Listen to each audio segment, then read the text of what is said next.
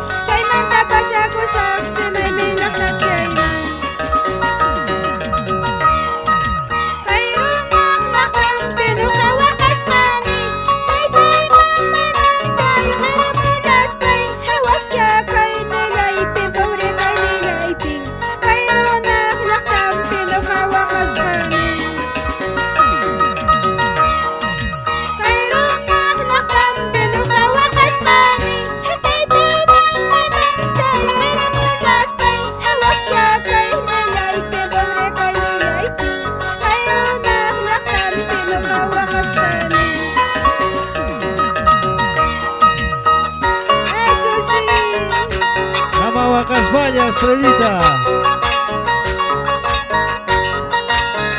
¿Y dónde está la gente de Mazolene? Vamos, Héctor Uñapingo, Azulita Quispe, Roger Uñapingo.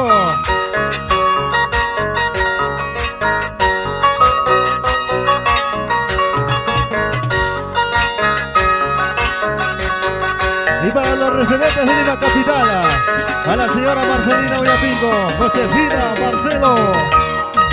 Chofer se toma la suerte, aceleramos su carrito. Taita mamá no se llama chape cae plaza Chapi.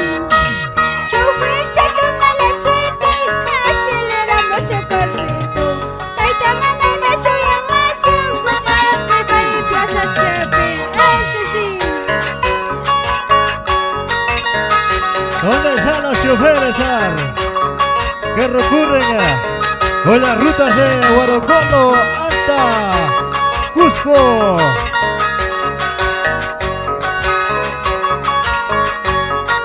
Saludos cordiales, amiguita. Celenda Milagros.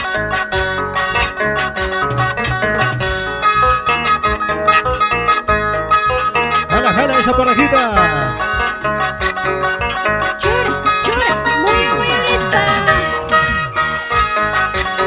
Para ti, los jaraneros del amor. Ese arma vamos Pablo Uñapingo. Ese bajo vamos José Alberto Guamara.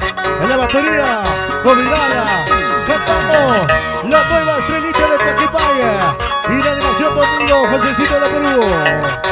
Para que goces, para que bailes. Eso.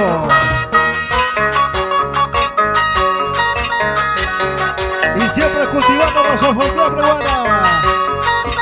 Audios Láser Cusco.